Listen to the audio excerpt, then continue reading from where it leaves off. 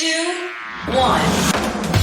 7 things you probably didn't know you need to know. I'm Jamie East, and this is the Smart 7. Good morning, everybody. It's Tuesday, the 7th of September, and it's National Salami Day. And a big happy birthday to Gloria Gaynor, Shannon Elizabeth, Diane Warren, and Chrissy Hine.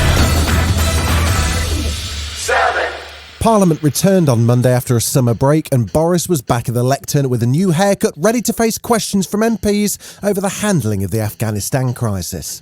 And if anyone is tempted to say that we have achieved nothing in 20 years, tell them that our armed forces and those of our allies enabled 3.6 million girls to go to school. Tell them that this country and the Western world were protected from Al-Qaeda in Afghanistan throughout that period. And tell them, Mr. Speaker, that we have just mounted the biggest humanitarian airlift in recent history. He also had good news for Afghans who are seeking to leave their country. The UK will provide a new resettlement programme. The UK is formally launching a separate resettlement programme, providing a safe and legal route for up to 20,000 Afghans in the region over the coming years, with 5,000 in the first year.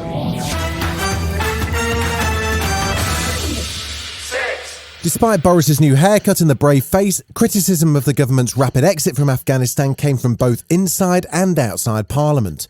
Former Prime Minister Tony Blair gave a speech at the Royal United Services Institute, and he questioned the decision to walk away from the people of Afghanistan. Now, maybe my generation of leaders were naive in thinking countries could be remade, or maybe the remaking needed to last longer. But we should never forget that our values are still those which free people choose. Recovering confidence in those values is a necessary part of ensuring we stand up for them and are prepared to defend them. And in the Commons, Labour leader Sir Keir Starmer said the government's slow reactions and poor planning left thousands of Afghans in danger. The government has left many behind to whom we owe so much. MPs in the last few weeks have had thousands of desperate calls from people trying to get to safety. Many remain in danger, including the Afghan guards who protected the British embassy.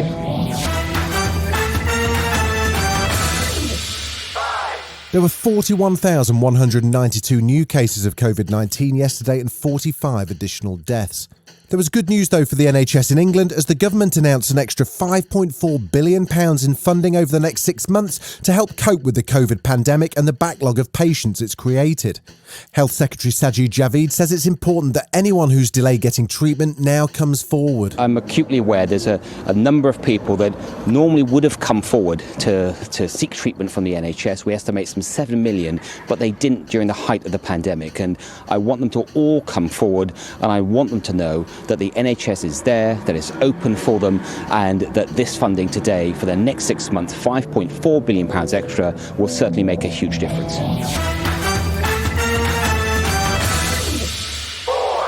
The opposition in Belarus suffered another blow yesterday in their campaign against the man known as Europe's last dictator, Alexander Lukashenko. 2 key senior opposition figures, Maria Kalesnikava and Maxim Znak, were jailed for 11 years and 10 years respectively. Maria tried to run for president last year, but has now been jailed on charges of extremism, conspiring to seize power illegally and damaging state security. The opposition leader, Svetlana Tsikhanovskaya, is now living in Lithuania, and her senior advisor, Franak Viakora, says the whole process was a joke. This trial was a farce. It was a personal revenge of Lukashenko. The regime hates Maria for her bravery. She tore up her passport, protesting against forcible expulsion from the country. Maxim and Maria are innocent, and we will do all possible to release them and other 650 political prisoners as soon as possible. Still to come on the Smart 7, Catherine Ryan's ready to mingle, and there's musical chairs going on in Formula 1. Right after this. You're listening to the Smart 7. If you're enjoying it, you might also like the Smart 7 Ireland edition. Just search and follow us on your favourite podcast platform.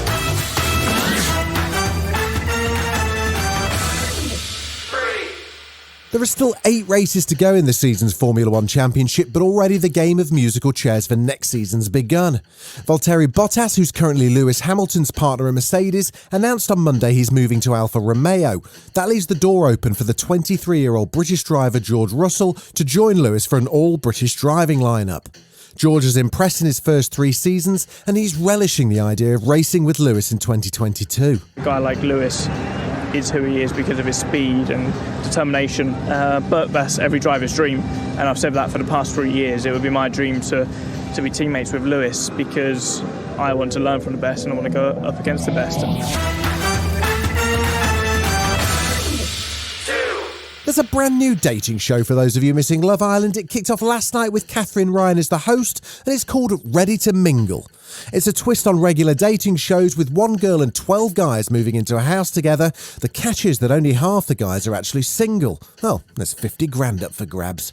Katherine was on with Phil and Holly on This Morning to explain the concept. I think sometimes people go into reality TV with a plan, or they do have a partner, but with Ready to Mingle, it's all honest. And I think what's fun about it, Sophia knows that half these men are liars. She knows that some are lying and some are not. Does she have the skills to work out which ones are single to get the 50K? The death was announced yesterday of fantastic actor Michael K. Williams, who was found dead at his New York home, aged just 54 years old. Michael was nominated for an Emmy this year for his role in Lovecraft Country. He'd also been nominated 4 times previously and was best known for playing Omar in The Wire. And he also played Albert Chalky White in Boardwalk Empire and appeared in When They See Us and Ghostbusters, among many other roles. He spoke to Stephen Colbert in 2016 about the role of Omar and about how he got started in show business. Rest in peace, Michael. It was my breakout role. Basically, it definitely changed my life, but on a personal level, it kind of grew me up. You know, I equate my years with the cast and the times on The Wire like my college years.